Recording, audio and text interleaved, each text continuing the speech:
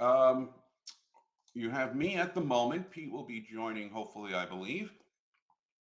So let's take a look at what we have. As always, you can post any questions in the YouTube chat. Um, 1 second here. Let me just get both up so I can get all the questions. Here we are. There we go. Great. Okay. So you post questions there. All right. So let's take a look at what we have. What do we have? This is a holiday week, and in most holiday weeks, as you might assume, uh, it's going to be slow, right? You're going to have low volume. Now, I had posted on Twitter and in the chat room that I did not believe we had enough volume or, sorry about that. We did not have enough volume. We did not have enough catalyst to break through SPY 600. SPY 600 is a pretty strong level of resistance. And if you look back historically, 500, 400, 300, all of these, flat numbers there, they all offer this sort of psychological barrier of once you break past 600, then you're looking at, going up from there. Um, Sort of like when we broke, SPY 500 finally. It took a couple of attempts to do it. And when we finally got there, um, then the idea of SPY being at 400 after a while would have been like, wow, we need a major crash for that, right? So my current positions is I'm short SPY. I've been short SPY since 598.50 3 days ago or 2 days ago. And I'm in profit there. As you see, that was sort of a hedge. I'm also short Nvidia, and I'll tell you why I'm short Nvidia. Um, See this here, this break here on Nvidia, where we have a break below the 50 SMA. That is a pretty significant break for this stock, considering it has basically, other than here in the early September, you've had this huge upward trend, and now you're seeing it starting to reverse. And this comes after their earnings, and now you have a fairly substantial break of this SMA where it's not exactly retracing, right? So I'm short there. I believe at 133. What the hell was it? Uh, 132.90, right? So I'm in profit there. I'm also long Moderna, which is just a friggin' PTSD stock there. But the last time I traded it, it took a while, but eventually I made a nice profit. And my average there is 42.44. It is now at 42.73 in profit there. I am also long Amazon at 204.75. It is at 205.18 in profit there. The one problem area for me right now is Oracle, where I'm long at 193.70. So I'm down $10 a share on that. And if we look at Oracle, I may be getting out soon. But you see here, Oracle still has a lot of support. Now, when you go long something like this, right? And I went long up here. And I went long because you had this break of the all-time high, you had this break of compression, you had a gap up that was maintained. You have to be prepared to hold through to support.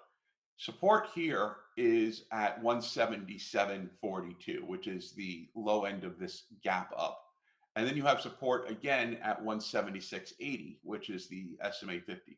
So you have these two levels of support. Now, obviously, I would prefer not to have to wait for these levels of support to be checked, but I didn't size it with 50,000 shares or 100. I sized it at 20,000. So yes, I'm down quite a bit at the moment on that one, but I'm up on all the other trades that I have, and that stock has not yet hit a measure of support. So when we look at the market right now, and we see here's right up here, we're at this is the all-time high, 601.33. I believe that is, yeah, 601.33. We hit that yesterday. and immediately come back down here and retrace, right? Bam. Now we're at 50, right, 598. In order to break through, as I said, you're going to need some pretty damn good volume. You're going to need a catalyst. This is a holiday week. Not much is happening. What's happening right now is just automated selling, buying of contracts on the institution side, preset. You're not having much in terms of immediacy of traders at the desks in in these institutions that are basically actively trading, because most are gone. Actually, most, the decision makers there are taking off. So they leave it to the algorithms unless something major happens. So you get a major piece of news that comes in, you get something significant on a stock or the market in general, and you then you'll see them come right back. But right now, for the moment, this is automated algorithm driven selling that is driven by that 600 mark, right? So, you get all these sell orders there. It comes in and then you get this type of drop. So that's why I'm short SPY and have been short SPY. I did not close that short, even though it broke up to 601.33, because again, I did not feel that there was enough behind it. All right. So my pick last week was Bros. Okay, let's see here. And let me see.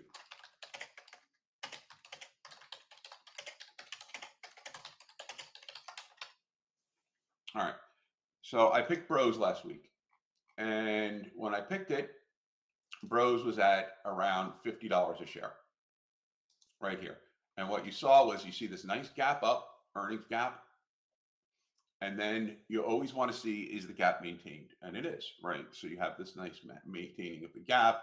It actually continues, it consolidates here, and then gaps up again, consolidates, and it looks like it's moving up again. I still like Bros. In fact, I may keep it as my pick again for the week. It's doing well. If you're long Bros, there really isn't much of a reason to get out at the moment. The market is a bit of a concern the way it's dropping. So, okay, fine. You might have, if you're a little skittish on it, you want to take profit, probably have around profit around $2 a share here. Take profit. But I still like to set up on Bros. If you're going to be long anything, this is a nice stock to maintain your position on. So, all right, let's take a look at some questions that we have. All right, here, first question. Does Harry still like Amazon and VST? Does Pete still like HUD? I don't know whether or not Pete still likes it or not. But first, I do like Amazon. I'm long Amazon. I'm continuing to be long Amazon. Take a look at Amazon here, and you will see. You can scroll out a little bit more, actually.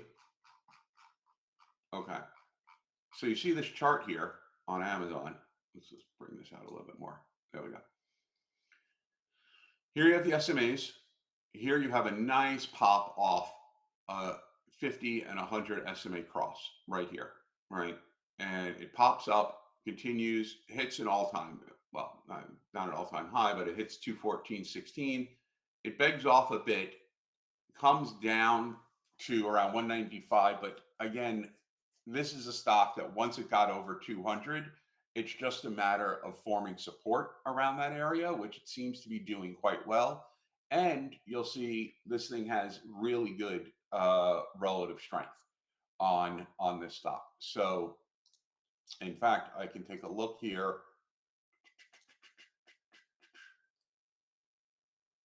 Yeah, this stock has really good relative strength here. And we get real relative strength up there. Take that off. Take that one there. Okay. So look at this relative strength here. It dips down below, which is that dip that you saw here. And now you see the relative strength coming back up again above zero. So here you have a stock that has good relative strength that's coming back. It's staying over 200. It has formed a base of support. It's above the SMA. If the market continues to, stay roughly where it is. You know, if there's not any major drops in the market, Amazon, I believe, will continue to go. This is my favorite long-term hold stock as well. But right now, in terms of holding Amazon, I like it. I don't remember VST, but let me take a look at it. VST.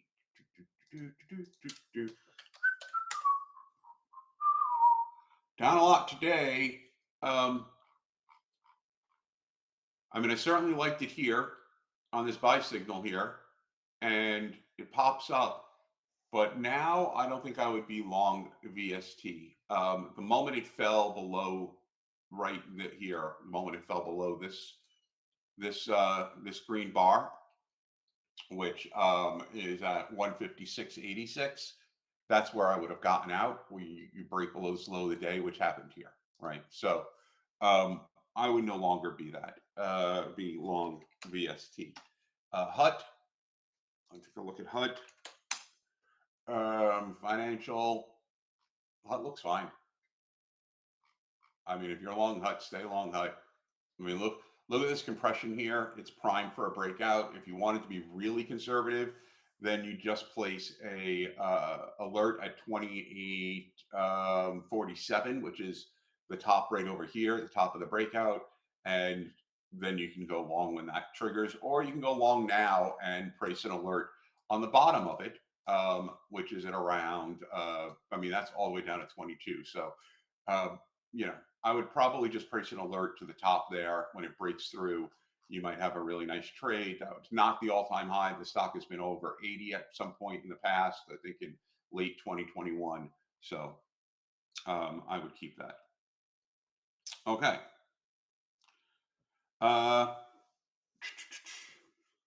When a stock hits, wait, let me see if I have, Pete's pick was Chewy, I believe. Take a look. So last Wednesday, Chewy was at around 34.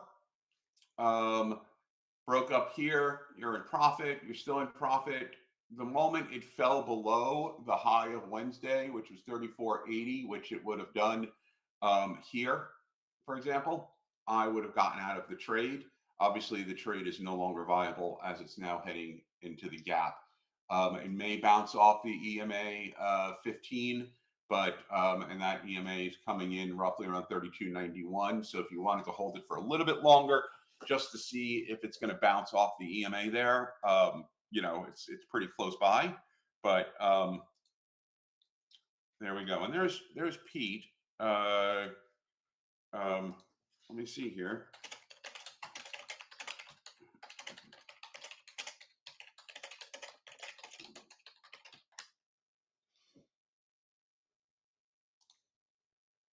Okay. Let's see here. Great. Okay, I think we found Pete. We're just waiting for him to pop on in. All right. Next question here. Got a lot here. Any thoughts on FDX? Breach the trend line on volume, some consolidation here, maybe waiting on 8 to catch up, seasonality, etc., etc., etc. FDX, FDX, FDX, FDX. Not doing anything today. However, because SPY, right, when you take a look at where is SPY today on the daily chart here, SPY obviously is down, right? So you have SPY down quite a bit and FDX is holding in this pattern. I like the daily chart on FDX. I like the fact that 300 is a decent base of support, but I don't know if I would go long just yet on the stock. I would wait. It obviously is holding some decent relative strength today. If you were to go long on something like FDX, normally you would use a call debit spread. The problem with that is you probably cannot expect much help from the market this week, right? And for a call debit spread, you're going to need FDX to do a nice big bounce. And at the moment, the best you can hope for on the stock is that it's going to withstand this drop in SPY. And withstanding it means it does what it does today, which is like it's not going anywhere, right? So yeah, no, no. And when you talk about seasonality, yes, FDX, Christmas coming, all of that. But again, the concept of being priced in, people, the institutions, they all know the seasonality on it. This is not, a surprise to them. So those things are baked into the stock. It's kind of like when you're looking at gambling stocks, or when people are looking at football season, oh, football season is coming up and the stock should start going up. That's not usually the case because those things are priced in well beforehand, right? And you trying to anticipate the effect of seasonality and assuming that institutions have not already taken that into account generally winds up on you wind up on the wrong side of that trade. So okay. I was also long Amazon, but I took the loss when we closed below 200. Now back in. How did you know to hold through the dip, given that this was a line in the sand, sort of? How did I know? Go back to Amazon. Oh, wait, I'm getting some sort of. Oh, there we go. That was my own voice. Funny. Amazon. Let's take a look again. The reason I held is because of these SMAs right here, right? And I've always said when you have SMAs converging, as you have here, you have this nice cross above, right? Which means you're getting an upward trend when the 50 is crossing above the 100. The SMAs are holding here, and they've continued to hold. They haven't, back in September they dipped below, but here they've been holding. So that's really where I was basing it. If it fell below 200, it was going to test. It was going to test these and see if it held. And what happened was it fell below, right down here, which is what you were talking about, but it never even got to testing it. It just bounced right back up. So I was willing to hold it right until the test of the 50, but I didn't have to go that far. Okay, let's see here. 1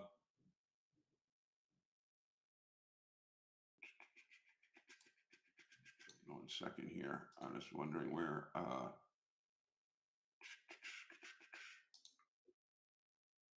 Um,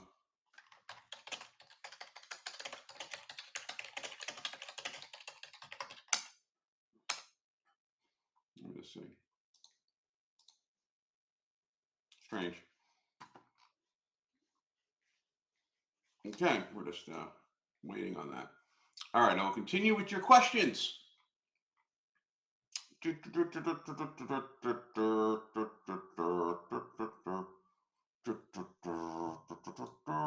All right. Have you found that you're taking more swings and less day trades in the market conditions, so does it reflect your evolution as a trader? I've always liked swings better. Look, day trades are great. Obviously, I'm a day trader as well. Yesterday, I took a nice day trade on what turned out to be a bullish explosion alert that we got on PDYN. So you can see here PDYN. And you see that right there, right? So you get this bullish explosion alert right here. And so I took the stock right around 610, sold it off for a 50-cent profit here. Obviously, there was a bit more upside, but I took the profit right around here. And then today it's retracing. So when you get these type of explosion alerts, these momentum stocks, I looked, I saw it broke through this compression here. It's above all the SMAs. It had really good volume. It continued this retracement here, then it continued back up again. So I really liked this explosion alert. It was worth taking. That became a good day trade. But the benefit of something like swing trading is what we were just talking about, the Amazon trade. And so as we're waiting on Amazon, if I were day trading Amazon or if I had short dated options, I would have had to take a loss on that, right? I wouldn't have been able to withstand that type of pullback, particularly on options, for it to recover. But because I took the shares and because I was intent on swing trading it, When you're swing trading, you can also move your levels of support and resistance, your kind of exit moments. And that just increases your likelihood of success, because when you're day trading, your kind of mental exit stop, your physical stop that you're actually putting in there, is going to be a lot more sensitive, right? Because you're not willing to let, a stock like Amazon drop all the way down to its SMA on a day trade. Um, it's just not going to have the time to recover. But on a swing trade, you're really relying on the daily chart. And by relying on the daily chart, you're giving yourself a lot more flexibility and leeway. So I prefer swing trading. I prefer swing trading with shares. Doesn't mean I don't day trade. It doesn't mean there aren't good opportunities to day trade. Just means that my preference is to swing trade. Okay, so Pete should be joining soon. Okay, let's say. What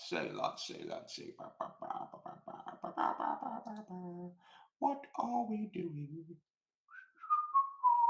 I took bull puts on Tesla. 310, 305 for 95% credit. Thoughts? So you took a bull put spread on Tesla. So let's be clear again on what bullish put spreads do, right? Now, you need a very high win rate with out of the money bullish put spreads. The reason is $5, you took a 310, 305, right? For 95% credit. So what you're doing is you're risking $4.05 for a 95-cent profit. You should get minimum $1, but let's just say you were okay. And the idea being that if you do it correctly, the stock has to drop below 2 levels of strong support. So the idea being, okay, risk reward, not great here. I need to win at least 85% of the time in order to, these trades need to be successful 85% of the time in order for me to be profitable. But if I base it on 2 very strong levels of support, and I have a bullish stock and a good bullish market, my win rate should actually be in the 90s, and that's why they work. The lower the credit you take, anything below $1, the higher your win rate has to be. So when you're at 95-cent credit, yeah, it seems like a little bit. It's a 5-cent difference, 5% difference from $1. What you're really doing is you're saying, okay, now I need this trade to be successful 87% of the time, not 85% of the time. It's a small thing, but it still matters. And what you're doing here is you're basing your support at 310, 305, and you're kind of basing it right around there. And there's there's support here on this compression. There's support here a bit on this one long green candle. The only issue with the trade on this, and it's a December 13th, so it's not that far out, is that you don't have very high, very strong defined levels of support. The trade probably will be successful, but you're really relying on an EMA here. You're relying on this compression support. You're not relying on anything like a very strong trend line or an SMA to give you the support behind the trade. So if you can get out of that trade with profit, if all of a sudden, today, let's see where let's just take a look here for you. What would you get right now on December 13th for the 310, 305 bullish put spread? Yeah, right now you're going to get $1.20 credit for that, right? So right now you can't get out of the trade because you'd be down about 25, 30 cents. So you're hoping on time decay. The more, obviously, time decay helps bullish put spreads. And you are close dated enough, I'd hold on to it. You're still far enough away. Tesla, unfortunately, though, has a huge ATR, right? I mean, this thing is a plus or minus $16.35 for a 7-day ATR. So, you kind of are taking a bit of a risk here on that, but just watch it. And if it were me, the moment you get close to profit, I would take it. It's a very volatile stock. It's kind of acting almost like a meme stock right now. So, all right. Do, do, do, do, do, do. How do Nvidia and AVGO look for fig leaves right now? Nvidia and AVGO. There's Nvidia and AVGO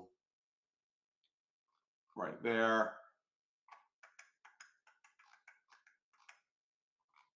I mean, fig leaves are an interesting play on these. Um, you're trying to take advantage of this dip here and hoping that it's a shallow dip. For those who don't know, the idea behind a fig leaf is it's a long-term play. So let's say you were going to do a Nvidia fig leaf on Nvidia, right? What you would do is you would go out to December 2025. You'd want to buy deeper in the money calls, right? So you'd go to, let's say, the 100 calls for December 2025. Those are $46.50. So you're looking at, uh, a decent cost for those. So $4,600 to buy a call on that. And then what you're going to do is you hold those calls and then you're going to sell the weekly. So let's say you're doing it for next week.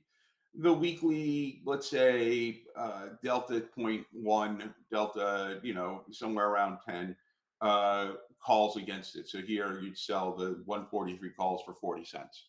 And you do that every week. And when doing that, you're paying off that long call. So let's say you do that for, let's say you make $2 a month selling the premium on those calls. And if those calls ever get called away, then you're in profit because it's sort of like owning the stock.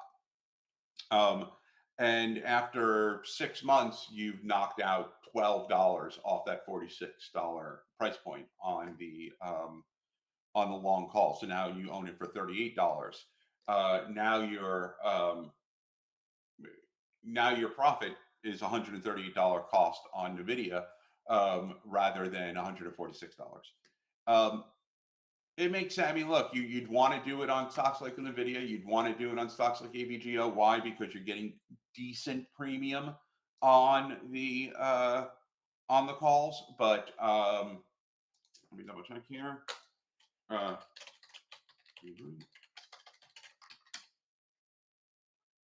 But here's my concern right now with fig leaves. You're going to have a lot of economic, I'm not going to say upheaval, but you're going to have a lot of economic changes going on in the market. You have tariffs coming in, you have a lot of new appointments coming in. Right now, we do not know how the market's going to react to that. We just don't, right?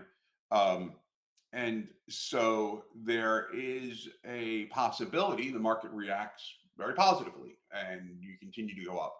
But without the stability, or if you would have done this a year ago or 2 years ago, you'd be pretty confident. All right, we're barring anything else, we're in a pretty strong bull market. These stocks will continue.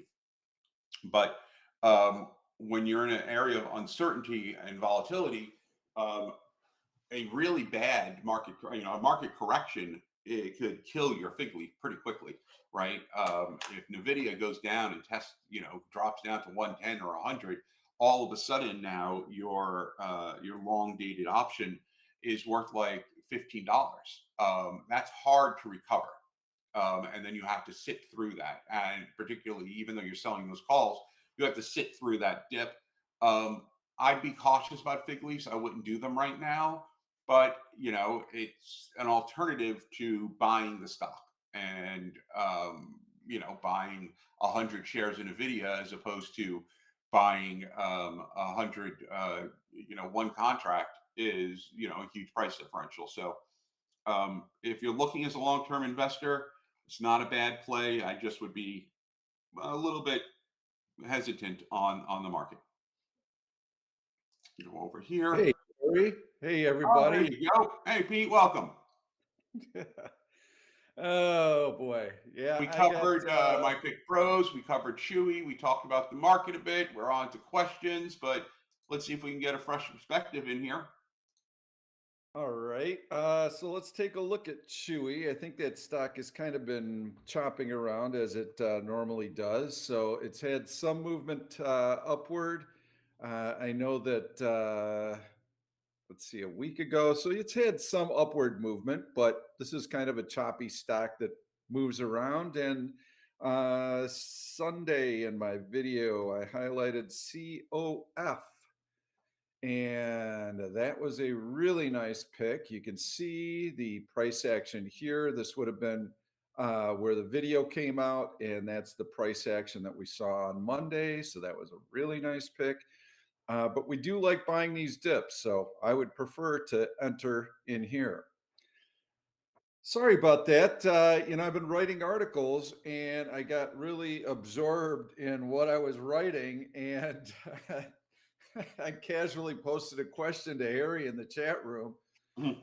and he's like, "Are you joining?" I'm like, "Joining what?" Oh yeah, it's Wednesday.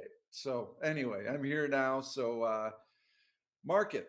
We've got a pattern setting up that I've shown you before, and I think we're going to see it again. I believe the market is going to bounce in here, and we should get a pretty decent bounce back to VWAP. A little bit different setup here than normal.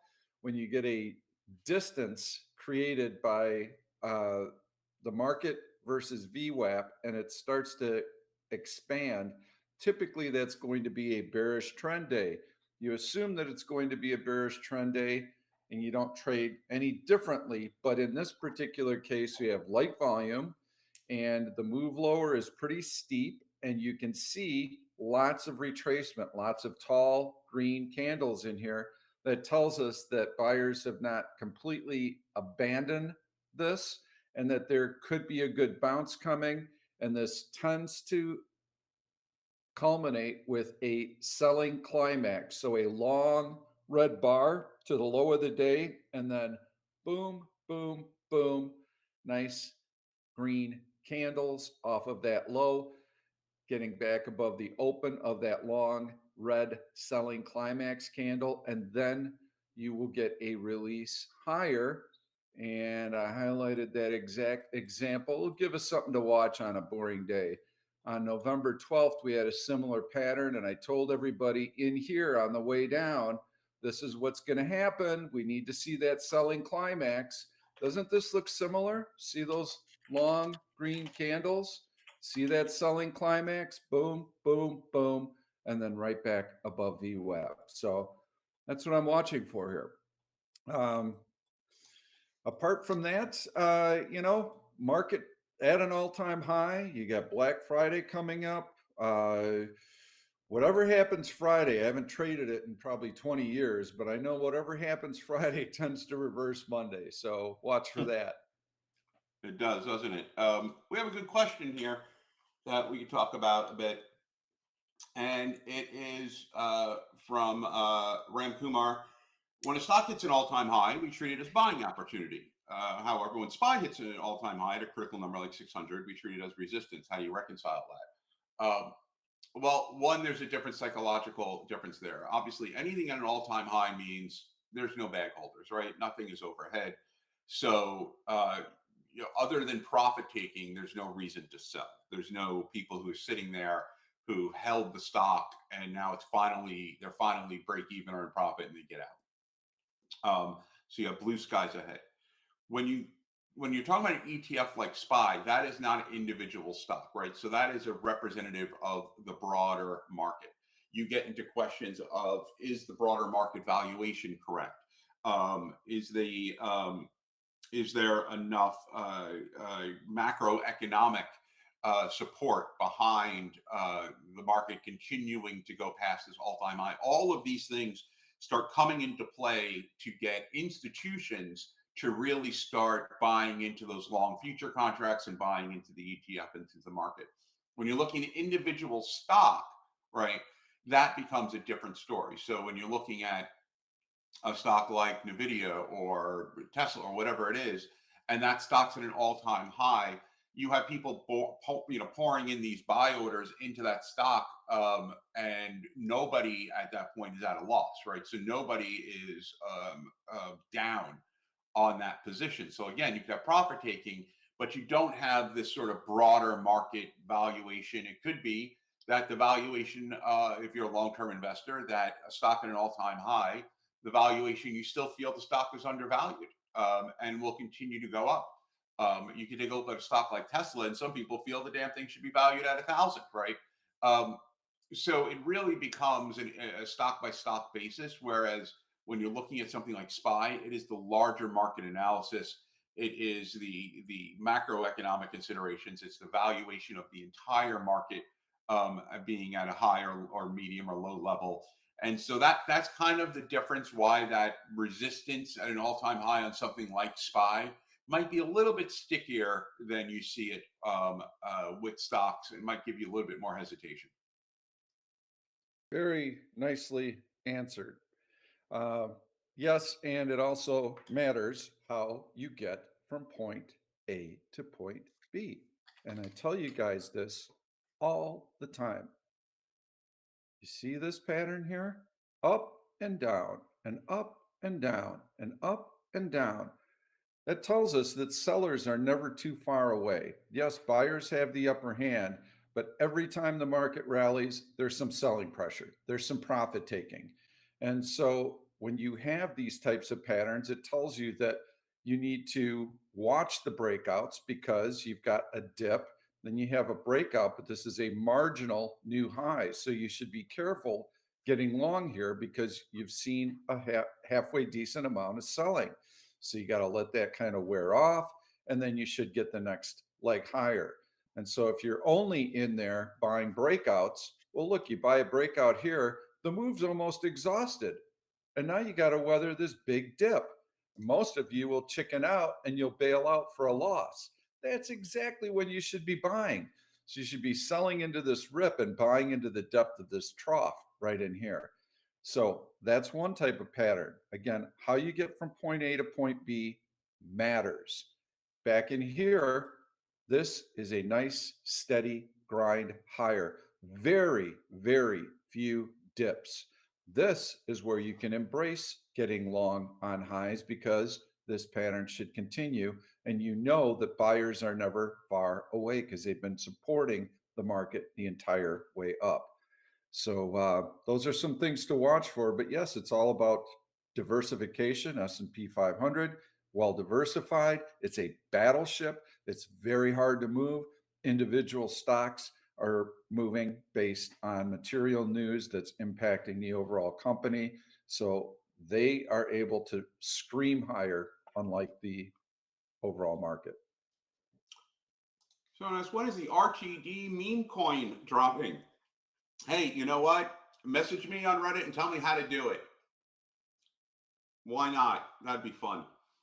Let's make an altcoin for trading. That would be ironic, wouldn't it? Yeah, and then we could tell everyone not to buy it or trade it because it's a scam. But hey, you know what? Why not? It'd be fun. Message me on Reddit if you know how to do it because I don't have a fucking clue how to make a meme coin. There was a it's almost question like on fake someone money. someone had gotten long Reddit in here, and now I'm reconsidering. Maybe I should have bought. Here, Neil Ross asked, interested to hear RDDT. Got in Monday, 139 call, December 13th expiration. I'm comfortable with the pullback, reflecting. Think I should have gone out to January. Let's take a Reddit. Look Oh at my God. Reddit. You know I like it. And first and foremost, I will tell you that almost all option buyers don't give themselves enough time. And I can't pound this into your head strongly enough. If you're looking for a longer term swing, go past the next earnings date. It could be 2 or 3 months out, it could be 4 months out. Do it. Buy in the money. You'll have plenty of time to let that stock move around. And you can see that Reddit is working its way higher. But if you are a short term option buyer, you are buying a weekly CDS, that is a pro level trade because your timing has to be impeccable. And you can't buy calls and weather one of these little dips because, oh, look, now it just took a week to retrace. Now it's going to take a week just to get back to where it was. and the stock really is at the same level, but you've lost time premium. So before you enter a trade with options, and that's why options are the very last piece of the puzzle, you have to be able to quantify what the stock has been doing, how high it might possibly move, and if there are any speed bumps along the way. And all of that coincides with what the market's doing. And so in here, yes, you could have traded some CDS, but you need to make sure that you're picking the stocks that are stacking higher right now that are going to continue. So you got the market tailwind, and then you can get long a CDS on a weekly basis. So this would have been a good entry level in here, but you have to have the right stock. COF would have done well for you if you used that type of strategy, but you would have been in and out of that trade. You don't have a good market tailwind right now.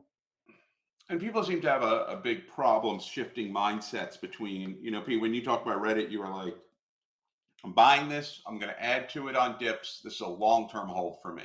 You're thinking 6 months longer. And people seem to have trouble switching the mindsets because when the longer out you go, right, the farther out your trade horizon is, the more leeway you have in terms of what you're defining as support, what you're defining as resistance, the amount of downdraft you're willing to accept in a trade. I've been in trades before where people are like, oh my God, you've taken such a drawdown on that. How did you stay in? It's because my time horizon on the trade was different. Now, if you're doing a day trade, or we talked about this earlier, a swing trade, you have a much tighter definition of support and resistance, but you have to change your mindset, right? It's kind of like long-term dating and short-term dating. If you're dating, if your hope is to trade to date someone long-term, you're going to look at things very differently than if it's a one-night stand or a hookup or whatever. And the warning signs you're going to look for to bail, you're going to bail much faster on something that's just a quick hookup than you are someone that you're building a longer relationship with. And what people are doing when they're going in, oh, I'm going to hold this for 6 months, and then, oh, it dipped, I'm going to get out, I'm going to do this. It's sort of like saying, oh, this person I've been dating for 3 months didn't text me back within 30 minutes. I guess I should break up with her. I mean, really, just you're going to wind up alone and you're going to wind up broke. Just really, just calm down, take a Xanax, do whatever you need to do. Look at your long-term vision on what you're doing and set your support and resistance levels accordingly. Are you familiar with the crazy hot matrix? No. You're not. Okay.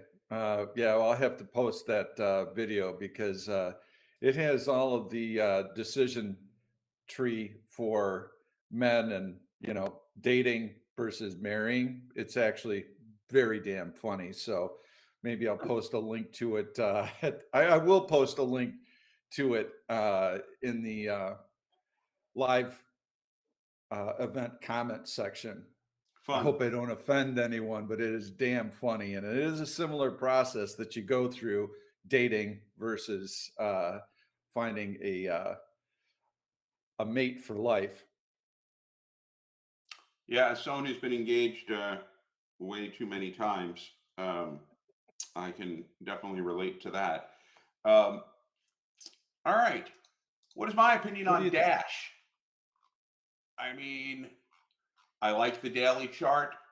It's down 61 cents today, but when you look at the market, again, everything in context, right? You look at something like Dash, oh, it's down today.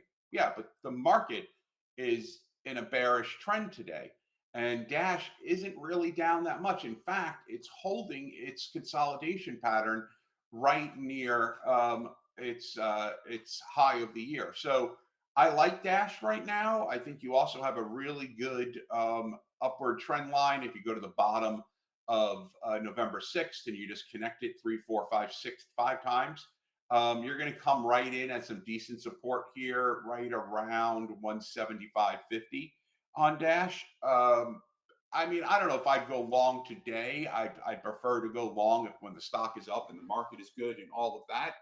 But if you're, on the mentality that this is kind of low volume holiday dip in the market. It's not going to get above 600 until we kind of get out of this holiday time frame. And then once we do, we're off to the races. If you're in that mentality, then yeah, Dash should be ready to go. I would just keep an eye on it if you go long now. Yeah, and if you're longer term, then you want to look for these like bullish hammers where it tests that AVWAP-E and it bounces off of it. And the 8 EMA is also something you can use here. I know you like the EMA 15. And so you can use any of those kind of as a gauge so that when you get these nice steady patterns higher, you can see how it always comes back and it tests that level. Well, this is where you want to be getting in, not necessarily up on the high. And it's a grinder. So fairly boring type of company. It's not like a big tech stock where you're going to get these big liftoffs in it. It just has a tendency to kind of grind its way higher. So that's when you really want to be in there buying dips. Uh, and we both ever hold a conference in Vegas or the like? Look, I'd love to. It's a complicated thing to do. You know, if we were to do something like that, if Pete and I were to do something, we obviously you'd want to hold like a 2 to 3 day conference. You'd have to invite vendors in to have their booths set up. There'd be you would invite traders in. Pete and I would give classes, but the thing is, it costs a lot of money to do it, and it's only worth it if let's say you have to charge what $300-400 a person for the weekend to come in and do it. Um, and let's say the whole thing costs, I don't know, 50,000 to set up. So you need at least 100 people that are going to come, that are signed up, that are going to fly into Vegas and do it. You probably need about a year in advance. It takes a lot. With that said, I'd love to do it. I think it would be a lot of fun. I think people would get a lot out of it. But the interest has to be there for it, and the people have to be willing to sign up, pay the whatever it is, 300-400 for a 3 day conference to come in and listen to us ramble for a few days. But I think it would be fun. I'd be game. I love going to Vegas anyway. But again, if the interest is there and enough people absolutely say, yeah, we'll come, we'll pay the money, we'll go do see something like that, then I'd be game for it. I'll go and speak, but I won't put a lick of effort into it. There Period. you go. None. And I've done them. I've done many of them, in fact. And I'll tell you that they are extremely expensive to host. Many, many, many hours put into coordination. And if you want to serve a donut for breakfast, be prepared to pay about $15 to $20 for it. And coffee is just outrageous. So when you charge somebody, a grand just to break even on the whole thing, people are like, oh, these guys are making a killing on this freaking seminar. No, you're not. I mean, it's super expensive. People don't want to get into planes. They don't want to fly anywhere. There's really nothing that I can't teach you live like this that I would be able to do in person outside of maybe shaking my hand. There's no real benefit. In fact, I can show you what you should be looking at in a video like this much more clearly than you could see 20 rows back in an event. Yes, you can meet other people. I think that networking is good and all. But if you look at Traders Expo and the Money Show, their attendance has continued to go down for many, many, many years. And so they've had to consolidate a lot of their shows. They invite me to go speak all the time. And I'm like, well, how much are you going to pay me to go speak? Oh, nothing. And it's an honor to speak here. In fact, we're going to charge you. Yeah. Why the F would I want to give up a day's worth of trading, get into a plane that I have to pay for, cover all my hotel expenses, and then I got to pay you? Are you kidding me? So what you're left with is a bunch of guys schlepping their goods, and they don't know shit about trading, to be quite frank. and I can look at the list of all those guys there that speak, and they all got a product to sell you. So I'm out. If Harry puts one together and I'm invited to speak, I'll go. Anything else, forget it. I'd even fly you in, Pete. Um, Wow. if we could get 500 people, I'll do it. But you know, it's one of those things that has to scale. You know, they only work with a large number of people because you know renting the conference rooms and all that. If you get 500 people to go, okay, it makes sense. If you get 200 people to go, all of a sudden you're losing $30,000-$40,000 on doing it. All right, so back to the questions. Last week, Pete mentioned there's a 1 minute delay for buy signals in OSP. Would this delay affect a trade entirely when day trading? No, because we're not trading 1 minute charts. And when you get the trade alert, you're evaluating. And so, for instance, I'm not even going to take a trade signal until I've had a chance to watch it for a while. So, let me find a stock. What's a stock that we're following today? Did you have a pick today, I Gary? still like Bros, but right now I haven't had a definitive pick. I like Moderna. All right. So, in any event, I would be evaluating once I get let's see on Moderna here. I get this nice long green candle, new high of the day. Am I going to come in and am I going to buy this? No, I'm not going to buy the high of the day on a day like this. Heck no. I'm going to evaluate. Oh, long red candle engulfing the long green candle off the high. That's a big no go. So I still have to be patient. I still have to use technical analysis. Let me find if I've got something on red hot where I don't, because nothing's red hot today. Nothing's moving today. So I'm going to Take a go in look and at find a green. Take a stock. look at Green Royal Flush. You might find a good one there. Take a look Yeah, at let's see Visa, if we maybe. got, yeah, Disney seems like it's cranking higher. So would I Try buy Visa. this? Yeah, Visa. Okay. Letter V. Look at that buy Yeah, signal on so, the daily chart on October yep. 16th. That is still in effect. No sell. So You here's, get up at the M5. Yeah, you get a and on nice the buy, you get a dip, and then bam. So let's go through the process. Okay, new high, greater than prior day's high, new high of the day. Okay, this is interesting. Am I going to jump on it? No. Okay, I get this long green candle. Am I going to jump on it? No, I don't want to buy a long green candle because those moves tend to be a little overextended. I want to see how far do we trace into it. Ah, shit, we erased the whole dang thing, but we're still well above VWAP. So that's pretty encouraging. And now we've just checked that breakout above the prior day's high one more time. All right, now I'm getting pretty interested in it.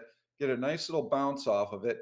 In here, I'm thinking Visa would probably be pretty good entry point. So I might nibble here and add right in here. But you can see time has elapsed from that initial buy signal. So a minute means nothing to me.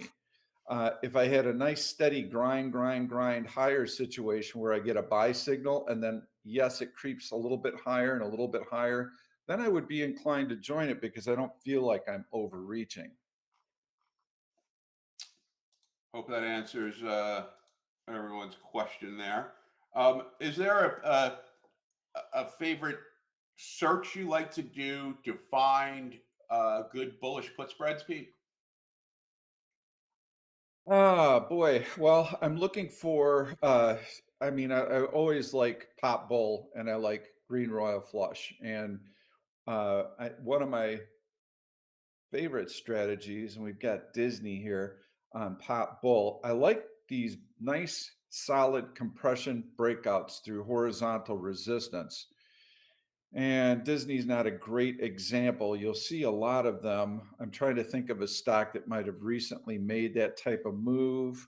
I can't think of one off the top of my head, but a good bullish put spread setup is a stock that's been compressing near its high 60-day high end of its range and then you get a nice little breakout above that with a little bit of follow through, I will Walmart. sell. Walmart could be It's one. on Green Okay. Royal Flush. So the only problem with it is that, yes, you get a nice breakout in here.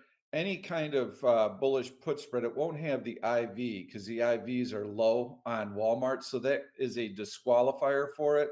So when you're constructing your searches, you want to make sure that one of your criteria is an option implied volatility, excuse me, it's greater than 35. And you can go into custom search and you can set that option implied volatility. And the lower end of that range is 35. And then that will already serve as a qualifier for you. I'm not going to look at that explosion alert. And then obviously you want good option liquidity. All right, because we don't want to deal with anything that doesn't have liquid options. We'll just construct a search right now and see what comes up. I have no idea what's going to come up here, but this is the process. I don't want any ETFs. I do want weekly options, and I'd like to have some pretty decent strength. So above AVWAP E would be a good criteria, and don't really need, let's see, what else could I use in here?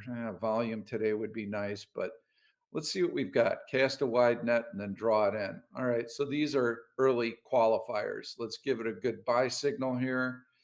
And one thing that I can do here that I did highlight in my video last week was that you can have a little bit of a dip, like some weakness on an M30 basis, which means you've got a breakout and a little bit of a retracement.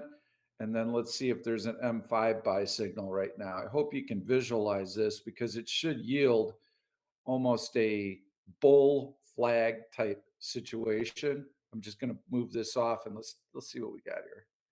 But those are all good criteria. So I know that the stock's got some decent option implied volatility.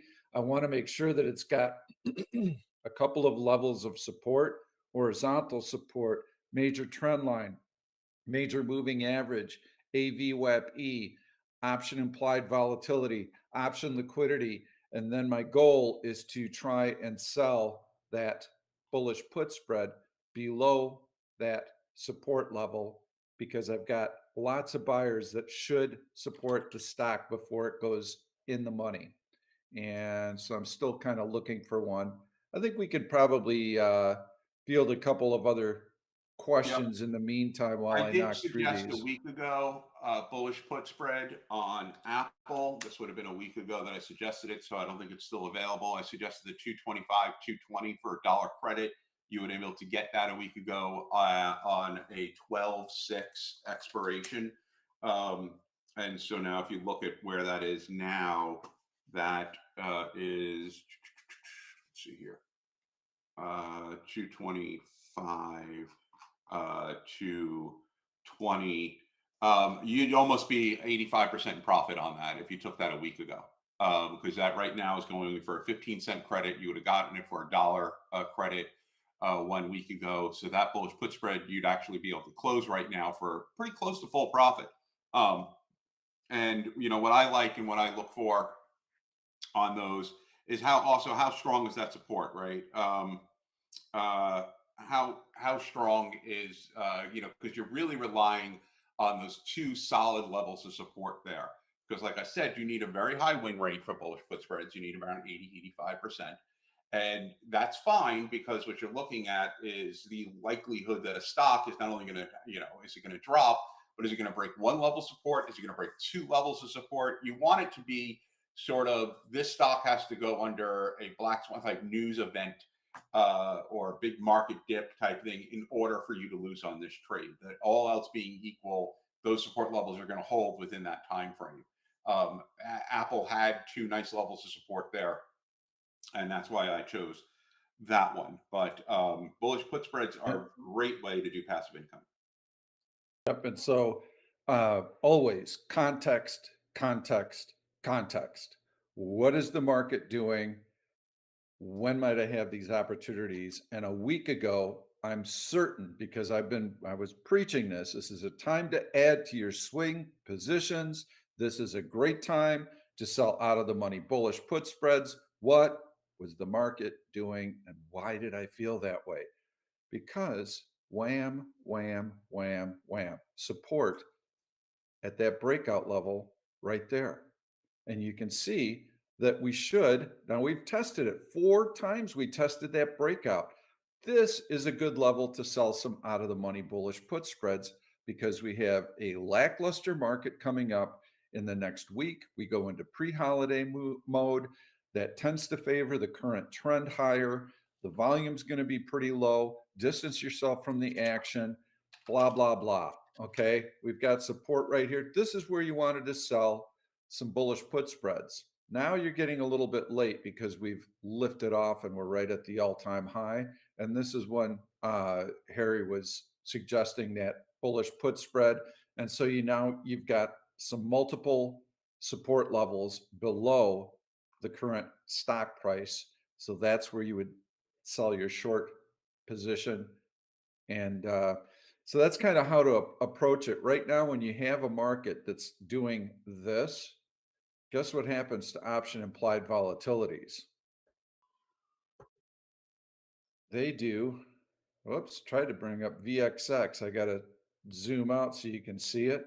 They do this, they collapse. So it's very hard when you've got declining option implied volatilities to find good bullish put spreads. So you have to rely on timing. You need those dips because the option implied volatilities go up a little bit. You've got a support level the market should bounce off of, and you're still able to distance yourself from the action. So they're more difficult to do in this type of environment. So I said a while ago, I mentioned Lunar, LUNR, as a really good long setup. Could I just talk about the analysis? Sure. If you go to Lunar, you see, ever since way back in August 20th, Lunar breaks through all of its SMAs, right? So now it's above every SMA. And it maintains that. It dips down a little bit down on late August, back down to the 100 SMA, but it bounces right off of it. So now you have this stock that finally, after, I don't know, almost a year, comfortably gets back above its SMAs. Then you have on September 18th, a gap up. Okay, so now you've had 2 major bullish events on the stock. One, it bounces above its SMAs. Does it hold that? Yes. Now you have a pretty significant gap up. The stock goes from $5.30 to $8.30. That is an 80%, 60% gain in the stock in one day. That is a parabolic move, right? That is a huge gap up. Most stocks at that price point do not maintain that gap up. This was back in September. What happens? It actually holds it. It holds that gap nicely. Now it compresses for almost 2 months. 2 months it compresses. Then on right after the election, right, because this is an aerospace stock, obviously there is a lot of bullish sentiment towards the stock, particularly with the influence of Elon Musk now in the government. And it responds, right? So now you have this break of that almost 2 month long compression on November 11th. And that break again is maintained. And then it consolidates and then it breaks up again on the end of November. So what I'm looking for, when you look at this classic daily chart, some of it's event based like the election, some of it is earnings based, but you're seeing these bullish moves up that are then maintained. Bullish move up, maintained, holds the line. Again, maintained. Now you have this nice upward trend in the stock. It's not overextended to its EMA, well above the SMAs. I continue to like LUNR. A lot to like about this chart. It's pretty much what you look for in terms of a nice longer term bullish trend for a stock that's very affordable, that you can just buy the stock and accumulate shares. This is a dollar cost averaging type situation where you just keep accumulating shares of the stock on a swing basis. Awesome. This is a great example. So how do I know when to sell bullish put spreads? Let's put this back in and I'm going to give you the whole deal right now because I've got a great example and we're going to look at this search. So D1 buy signal has some weakness M30, starting to recover M5, greater than AVWAP-E, and then all the option criteria, good liquidity, option IV, weekly options, no ETFs. Look at all this information right now, okay? Breakout, bullish, buy signal, excellent, pullback, M30, sell signal, M5, buy signal in here, greater than AVWAP-E, all the criteria I just showed you. IV, greater than 35. So what do you do with this information? You've got horizontal support, you've got AVWAP-E, you've got another horizontal support level right here at the previous breakout. That is where you're selling your bullish put spread right in here, okay? So it's holding the gap and you're starting to see it bounce up off of it. It's tested AVWAP-E a couple of times. So you have that working for you. Now, Snow is on this list. I know it recently had a breakout. This is just one pattern, okay? I'm just showing you one pattern right now, given what the market's currently doing. This is a really nice breakout. Somebody had a short on last week, or they were asking me about a short, and I said, no, I would not short Snow, and here's why. And so, okay, we were hitting resistance at this level, and now it's support, that trend line right there. Okay, that's a support level. We're pretty far away from the major moving averages right now. We need to give the stock some time to let this earnings reaction play out. Okay, we don't like to trade in the first 5 days, especially for a swing, because a lot of this gap can fill. But I do have a support level here, and I can try and sell an out of the money bullish put spread in this gap. So what do I do? How do I find it? Well, I've got it on my radar right now from this search, but I'm not going to do the trade because I'm going to right click. I'm going to set an alert. I'm going to select trade signal, and I'm going to be looking for that trade signal to be bullish M30. And I don't know what it is right now, but we'll check in a second. That alert is set, and let's take a look at what that trade signal is currently. I don't have it on a buy. Let's see, it's on a neutral after a buy rating. So I want to have it go back onto a buy signal, and I will know. It could happen right away. And if it does, I'd rather see a little bit more of a bid check in here. But the more time that elapses, the more confident I become in having that support level. The low is 161. So you'd be selling a 160 bullish put spread. And so I'll be waiting for that buy signal. But yeah, then I'd have an opportunity to do it. And I can go much further out than this because the option implied volatility on this stock is going to be much higher. We can see it at 40, so it meets that criteria. So that's kind of how you approach it. And you want to see that dip and you want to see that bounce, because another retest in here will tell us that buyers are starting to get more aggressive. This whole gap up, the fact that it's held, wham, wham, wham, wham, profit takers are trying to knock it down and they can't.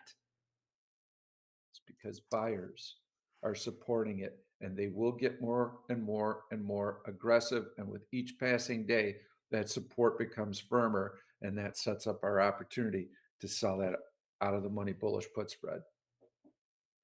Couple of quick questions here. How do we look at compressions?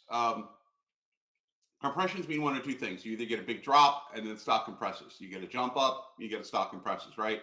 Both of them are questions, right? When the stock drops and you get a compression, the question is the drop finished, right? Can support be established at this level? Same thing when you get that big gap up, you get a compression. Is this bullshit, this is the new price rate, and it's going to drop back down? Or is this a stepping point for it to continue up? So it is a question, these compressions. The longer the compression, the more you're able to set alerts. And compressions are all about alerts. You get a nice 5-day, 6-day compression in a price. You simply place an alert on the top end of the compression and on the bottom end. When those alerts trigger, you have an answer to that question that the compression is asking. Was that move bullshit? If you get a gap up and it compresses and the alert breaks to the high side, it means that that gap up was just a stepping stone to a higher price than it currently is. If you get a gap down and the compression breaks to the downside, it means there is more to go and support wasn't established. Simple as that. Um, is there an easy way to decide between a call debit spread or a put credit spread? Well, yeah, a call debit spread is a bullish position where you are mitigating the cost of an at the money call by selling a higher price point call, and you're basically saying you're capping your gain but mitigating your loss. And if you do, let's say, a $5 spread, let's say you do a call debit spread in, I don't know, Amazon or whatever, 205 to 210, you're saying it's going to go up, but it's not going to exceed the top end of your call debit spread by much. Otherwise, it'd be better just to buy straight calls. It's still a bullish position, and generally meant when you have very high priced options for very high priced stocks, that it just make, the only way you can do it is by doing that spread. And you want the spread to cost 50% less than the distance. So a $5 spread, you want the debit to be less than $2.50 for the at the money. For a put credit spread, it's, yes, it's bullish, but if you do an out of the money put credit spread, the stock can drop, the stock can stay the same, the stock can go up, and you can still profit, right? All you're saying there is you believe it'll hold over certain levels of support. So the mentality behind it is thinking the risk reward is different on a put credit spread. If you have a $5 spread between the two, as we were just talking about, you get a dollar credit, you're still risking $4 against the dollar. On a call debit spread, your maximum risk there is the debit that you're paying for the spread. So one's a much more bullish position. The other is a much more passive position where the stock could actually directionally still drop, and you could still be fine on the trade. Um, and then I find myself getting too overwhelmed by too many indicators on the screen. Yeah, that's a problem a lot of people have, Pete, where they just mess their screen up and it just looks like, a jumble of lines. I mean, don't you always find keeping your screens clean, SMAs on it, VWAP, AVWAP, you have your relative strength indicator on the bottom, 1OP, you have volume.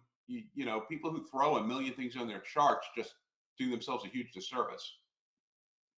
Oh yeah, I like to stick with a handful of indicators, the major SMAs, relative strength, relative weakness. You can see historical IV on my chart. I'll put the buy and sell signals up. They don't really clutter things very much. The trend lines I like having on there, but really not a lot more. Yeah, I really like to keep my charts very, very clean. What are our thoughts on Tesla? Is it going to break down or go up to a 400? I don't fucking know.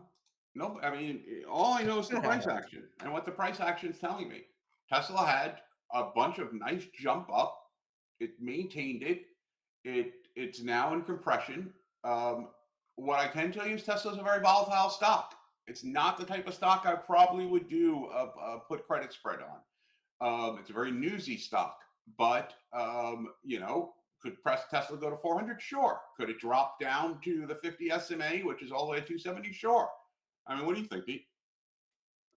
I am a long term, 6 months, 1 year, 2 years, folks. I don't care about wiggle and jiggle bullshit here. Okay.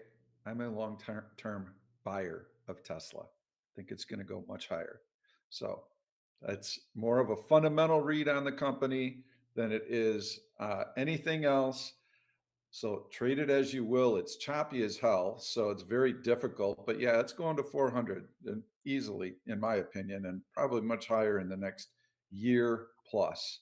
So that's how I would be positioning myself for it. Uh, does that mean that you can go out? Pete told me it was so good. I'm going to sell some bullish put spreads on it right now. Well, you can get your ass handed to you because it's so volatile. The bottom of this stock can drop out at any time. I'm not even looking at it on a short-term basis. It's just money that I'm salting away, much like APP, much like Reddit. Tesla's also in that group. Those are my three favorite stocks. There you go. Um, let's see here. TTWO. It's like a lot of the ones that you guys asked about today. Great daily chart. Today it's down 60 cents. It's not doing much, but with the market down, obviously it has relative strength. Um, it always becomes that question of, do I buy this little mini dip here on what is a very good daily chart? And it comes back to the market, right? Right now, the market is having trouble getting through 600. Do I believe it will? Yes, I do believe that probably by the end of the year, certainly the market will break 600. Might it take a number of times to do it? You might need a catalyst to get there. Yes. So, what it's showing you, something like TTWO, is it's withstanding a decent market drop here. It's relatively strong, but the stock's not soaring today. You don't have a huge amount of institutional buying in there. You just don't have a lot of selling in there. In fact, you don't have a lot of volume in there, period. The thing's only traded 358,000 shares today total. And it has an average of 1.5 million shares a day. So you have very low volume today on a weak market. Look, you probably will miss a lot of upside with this, but be conservative. For me, I'd wait to see a clean break of 600 that is confirmed. And since we're talking market, let's see here. Let me take a quick look here. And I wanted to point something out. And that would be, put my screen up here. Chat room. This is when I was supposed to be in the live event, but I was dicking around. Do you guys remember this pattern? And I posted this pattern, okay, in the chat room. And then I saw Harry's message to me. I went, uh-oh. So I showed you that pattern right when I jumped on. The pattern was in here. And I said, we should get a bounce off of this. We're waiting for that climax. And I don't know if this is it, but we should see it. And there goes the market. I expect it to get well above VWAP. So I would be long in here. You're waiting, you're waiting, you're waiting, you're waiting. When can I get long? You can get long now. There's your bullish engulfing candle. I don't use the tail so much. I use the body of the candle. Okay, well, this is nice. Is it a solo like that one? You can't assume that this is going to be liftoff because it could be this. Blam to a new low of the day. Didn't happen. So we're holding the high of that green candle. All right, that's good. Another nice little green candle. Now we're starting to inch higher and make higher lows on a low volume day. Okay, this is where I can start to nibble on my longs, especially if I've got a really strong stock. Hey, I'm getting confirmation here. Okay, this is where I can add to it. Hey, I know this pattern. There's no reason for the market to sell off. This is a pretty decent move. It had good pace, so I should get a nice bounce. So I want to see us fly through VWAP. If we do that, I can add here. Okay, and then I'm kind of on autopilot. I've got 3 ads and a nice stock. I'll maybe only trade 1 or 2 stocks on a day like this. And now I'm just waiting for my exit point. That's how I'd be trading on a day like this. Would we see Home Depot and Cat as buying opportunities on these pullbacks, on these dips? Look, again, beautiful daily charts on both, right? Obviously, weak market today. These two stocks are a little bit weaker than the ones we were looking at, like TTWO and all that, because they are pulling back with the market. I wouldn't say they're relatively weak. They're kind of pulling back what you'd expect the stock to pull back in the market. The difference between a dip slash pullback and a drop is you don't know which it is until you see some support or you see a bounce, right? So buying a dip on Cat, buying a dip on Home Depot right here is an anticipatory trade. And I kind of went into this in a recent article I put in, but there is, long-term trading, long-term investing is anticipatory, right? As opposed to short-term trading, which is based on confirmation. Anticipatory trades is you feel that the stock is currently undervalued at a certain price. You're anticipating that the stock will go up. Pete was talking about Tesla, right? as an anticipatory long-term trade. That's what you do when you trade something with a time horizon out more than 6 months. You're looking at the price action, sure, but you're also anticipating a move higher. That move might have not materialized yet, but you're anticipating it. Confirmation would be you see cat here, it dipped down $3. Okay, I need to see it get back above the high of yesterday, 408.41, in order to say, okay, that was just a momentary drop. But then you're not buying a dip, right? Because if it gets above that, it's no longer a dip, is it? You're not getting it at the cheaper price. So you just have to weigh the balance between the two. There is technical justification here for purchase on both of those. They're not relatively weak, but they are down today. And again, you're waiting on the market. What this tells me is that if the market is down again on Friday, if it is down again on Monday, these stocks will also go down. So in effect, what you're doing is buying those dips is you're buying on the market right now, because whatever the market does, these stocks have shown that's what they're going to do. They're not holding any special relative strength at the moment against the market. I think I have my long. I'm a little out of sorts kind of jumping in here, so I didn't have anything that I had my eye on. Uh, I do like Philip Morris. That is a boring old grinder. So that right now is my fallback. And you can see how the stock has been continuing to grind higher and grind higher. So I like this breakout. Let's zoom out real quick and see what we've got here. So this is a nice breakout through horizontal resistance, and we're continuing to climb, distanced a little bit from the EMA 8. So I don't want to chase, but I like the stock. I like the pattern. Right now, that's my fallback. I'm going to run a quick search and see if I can find something that I would be trading, day Look at trading TMUS on Red right Hot. now. What Take do a you look at got? Red Hot. TMUS is on it. Oh, okay. Let me take option liquidity off because that's probably masking that. Ah, yes, it is. Oh, yeah. Red Hot is just it's a great search. If you ever need a go-to, like right now, this is a great search to look at because you have that nice, consistent price action in there. So that looks pretty dang good. I'd like to get on a day like today something a little bit closer to VWAP. So I'm going to keep searching. Do you have any other questions that are coming up, Harry, that we need to get to? Let me see if I Yeah, can there's a find one. bunch, but let's see here. Let me try to find some.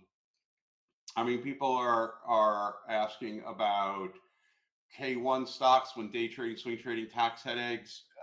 They're tax headaches if you're holding them long term. They're not a tax headache if you're short term trading them, particularly if you have trader status.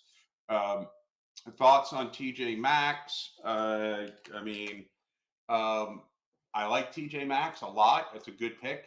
It's a good pick for either Pete or I right now too. TJ Maxx is a really nice chart. It looks like it's at an all-time high.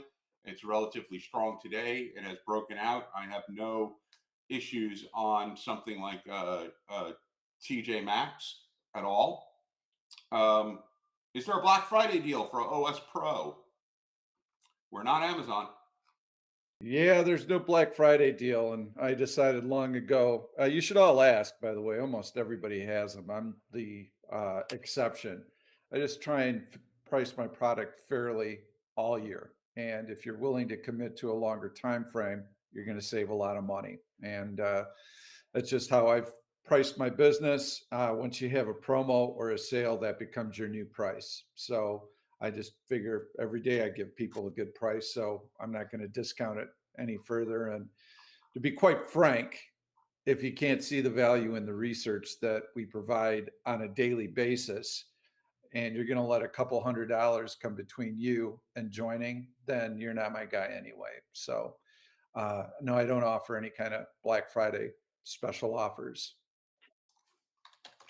Um, APLS biotech looks good, but I would like to see confirmation of that break of the SMA 100 ABVV. To me, this is just a little step above Boeing and SMCI as just a really dangerous, choppy stock. Obviously, it's in the gap. It looks good, but you have double resistance ahead at 188 with the 50 and the 100 SMA ahead. So it only gives you around $5 of room to move. So I don't know if I would be. I also have a bias against that particular stock. So there's my thoughts on that.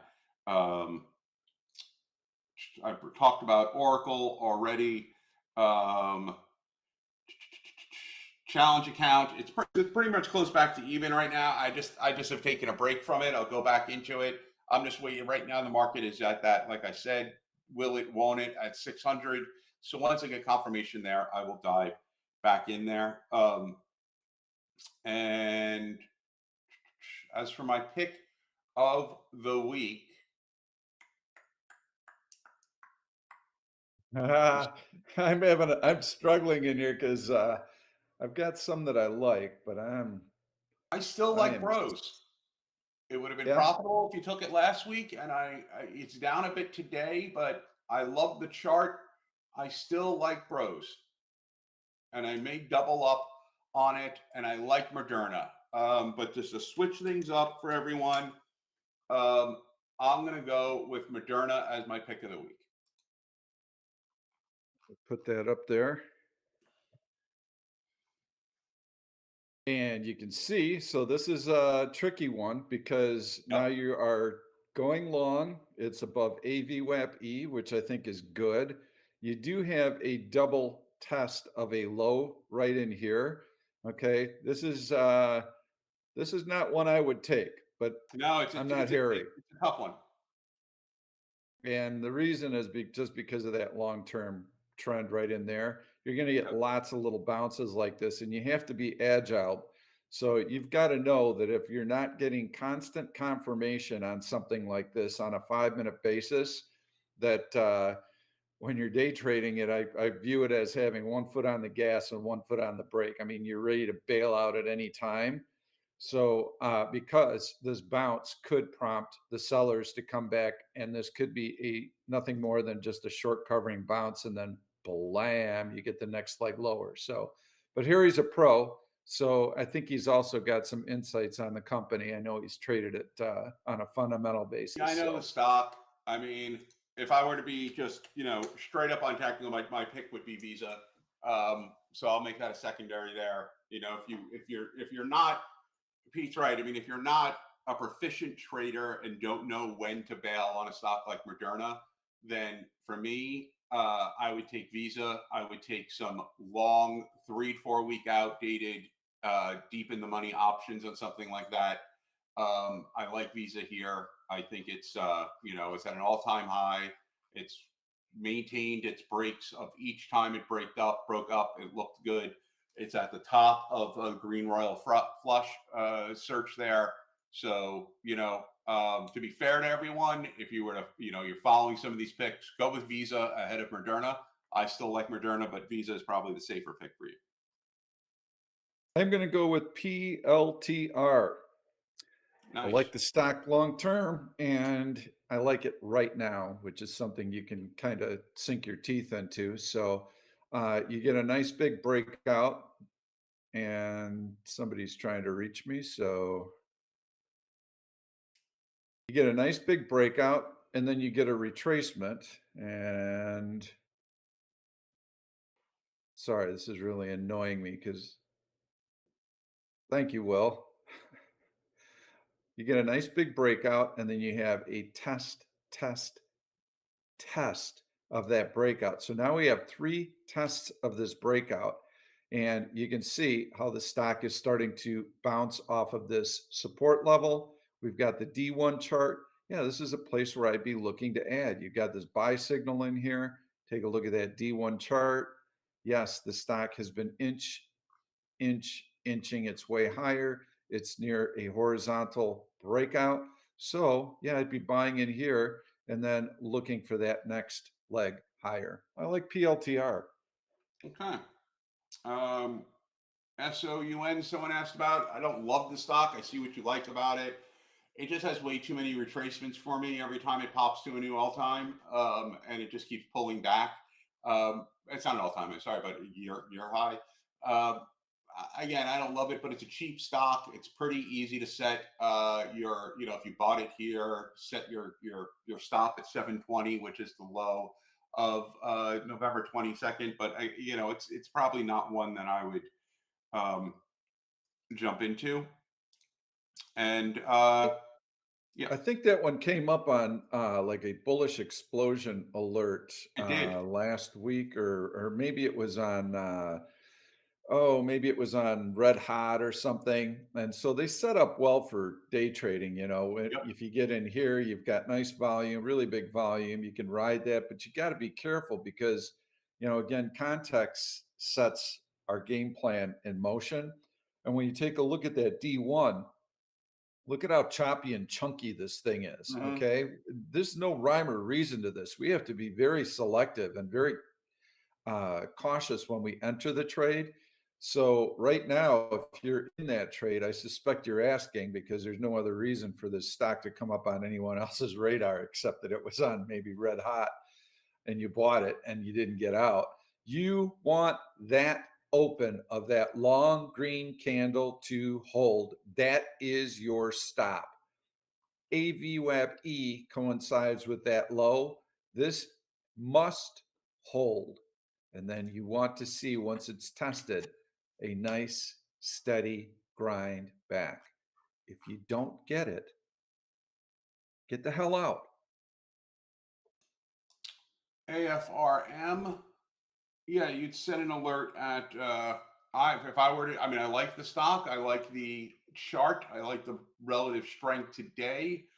If you wanted to be cautious and confident on it, again, you just take the top of that compression, which is $70.03, somewhere around there, right? $70.20, and you just set an alert there, right? If it breaks through, the stock will probably keep going. If it doesn't break through, then you didn't miss anything. But it's a nice chart. I see what you're looking at. If you wanted to get in earlier, you get in now, but then you can just set a downside on it at around 66, somewhere around there, which is a low end of compression. But then you're looking at a loss of $2 and you get out. So that's why I kind of probably wait on it, but I like the chart. It's not a bad pick, actually, on AFRM. Yeah, I like it too because you can see. So here we go again. Wait for the dip, wait for the dip, wait for the dip. Well, now you've got some sell signals in here and you're out of the sell signal. Hasn't quite flipped to a buy, but when you're evaluating it, breakout, test, test, test. Okay, I've got a nice horizontal support level here, and I'm seeing some strength on an otherwise weak market day. And I've got a really good D1 chart. So, yes, this is exactly the kind of dip that I would be looking for. And now we've got that confirmation of support. We can get long in here. Our expectation is that on the next rally, new high. I like it. AFRM, I like it. That could easily be my pick of the day either. I like everything I see about it in here. So nicely done. Who is that man?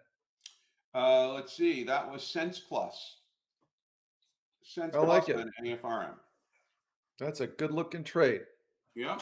And then KT. I mean, this thing is kind of a crazy stock, and I mean, you're getting all up until I don't know early November. These candles are just sort of small. Oh, Look at the thing.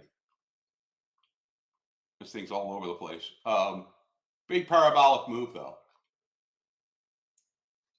yeah, it's you better know what that news is. ADR, so not a US company. Let me take a look. You got to know what the news is. The Yes. telecommunications services company, okay. Marketing business, headquartered in South Korea.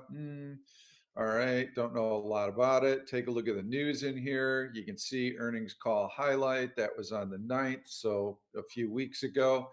That's not currently fueling the move. Okay, something else is in play here to get that kind of lift off today, or it could just be buying interest after all that volume in here. These are nice stacked green candles. And so if you're going to trade something like that, you would start minuscule, tiny, don't care if it goes to zero, minuscule. And then you can enter, and then you are only entering on confirmation and a move higher. And that means that your average cost, so back in here, when you've got this breakout, you take a position, you add a little bit, you add a little bit, you add a little bit. Your average cost is way down in here, and now you get liftoff. Okay, do you continue to add? Kind of your discretion. I hate gaps like this because then it really gets overheated. But yeah, this is actually a very nice pattern. It tells me that this stock is probably longer term going to be going higher. This is a very powerful move. So they did something right. Go in and check that news out and see what they got going. But do take a fundamental, get familiar with the fundamentals that are causing this move, and then determine whether or not you believe in it, because the price action is certainly there. But then at least you know what's driving the stock and what could possibly change that would reverse this, if anything. App, would you take it long today? No, I would not. Obviously, App is an extraordinary chart, one of those rare stocks that are just, just went nuts. But today it's down $7. Someone noted had a VWAP break on the intraday, but still, you have a chart, you have a stock that's down $7 today. It's down 2%. That means it's relatively weak to this market. It shouldn't be down that much. This is not the day to go long on App if you're looking to do if you're looking at the intradays. The intradays tell me that it's still relatively weak. And then I guess finally, because we've really gone a while here, is someone said any advice on they're in Europe other than reading all the material, read the wiki, read the system, read everything. Any advice for a brand new trader? Yeah, I mean, follow the steps. Don't start trading real money, but mainly adjust your expectations. I mean, we say this over and over and again. It takes years. If you're going to go in and expect, oh, I've read all this stuff, now I can go in and start making money. It's kind of like, oh, I've watched poker on TV. I read a few poker books. Now I'm going to go sit at a table, a $200 buy-in, no limit table, and walk away profitable, and I'm going to make that my career.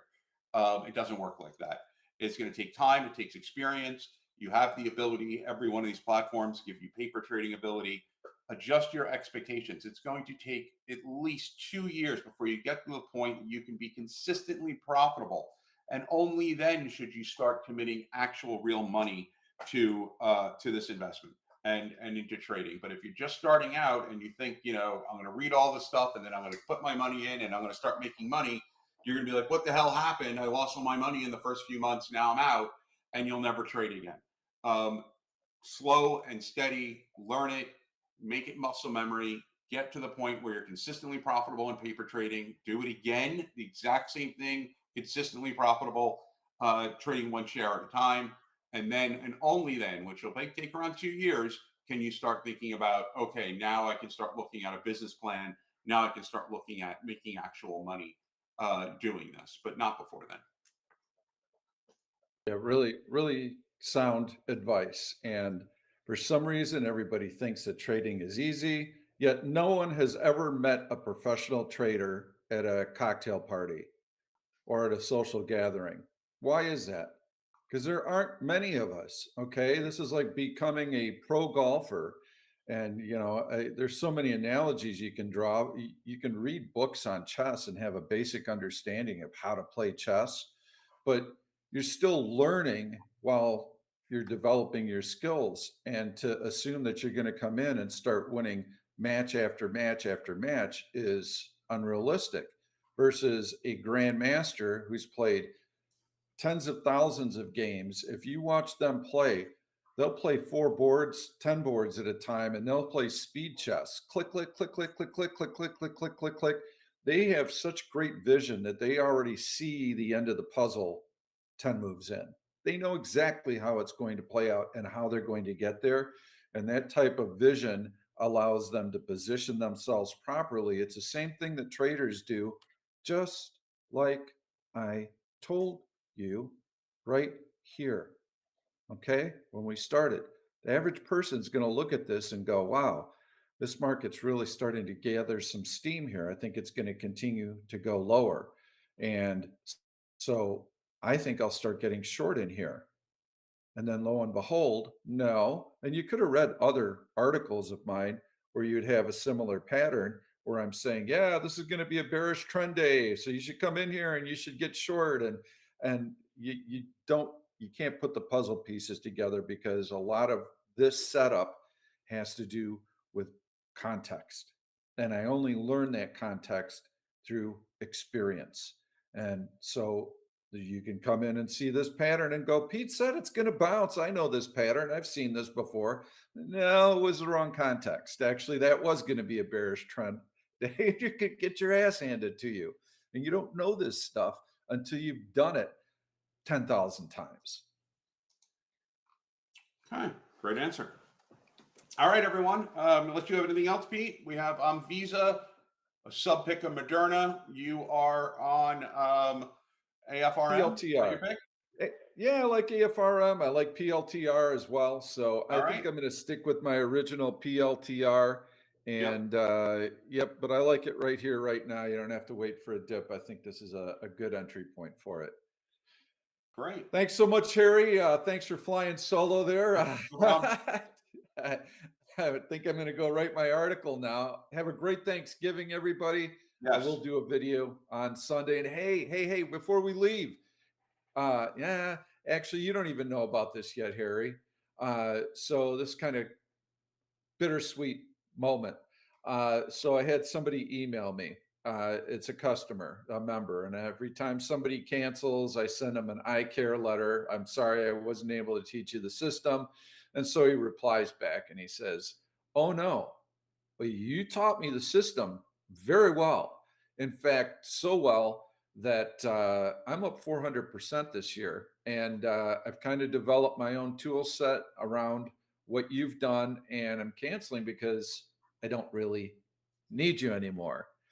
And so I said, well, oh, first of all, congratulations. That's fantastic. Very happy for you because that really is my goal, is to get as many people across the finish line as I possibly can. And it's Harry's goal too. Yes. We share that in common. In fact, all of us in the community, we're all trying to do this together as much as we can. So I said, can I interview you? And he said, absolutely. I said, well, let's do an interview. And I didn't want to do a live event because then all these other questions come pouring in from all of you. And I can't really get to the ones that I really would like to address. But I did ask him, I said, would you like Harry to attend? Has he been part of that learning curve? Oh, for sure. He's been instrumental. So, Harry, you and I are going to do an interview with Ari next Tuesday, probably during market hours. I'm thinking middle of the day. And Happy to. we'll do it without charts or anything. We're just going to ask him some questions, kind of find out what some of those key points were in his journey. Um, I think it's going to inspire all of you because it happens all the time. I see it. You don't see it because I've worked with a lot of traders and they text me, they email me, I help them, and then they move on. They've done it, they've summited. And so I don't always hear back from them like I did from Ari. They don't let me know. So they're just kind of gone. But I'll tell you, there's a huge uh, number of traders who have been with us and who have moved on. And so good for them. Look for Yeah, that that is the Tuesday. goal. We're going to do the recording. And yeah, Harry, think of some good questions that you'd like to ask. And I think he's primarily focused on more swing type of trading. We are swing traders. We want to grow that swing trading audience. Every pick that Harry's given you, every pick that I've given you is good for day trading or swing trading. So Perhaps I need to market that a little bit better, but watch for that video. I think it's going to be a good one. Great. Everyone have a great holiday. You too, Pete. Have a great Thanksgiving, you too, Harry. And I'm off Friday, but I'll do a video Sunday, and we will see you next week. Bye, everyone. Thanks, everyone.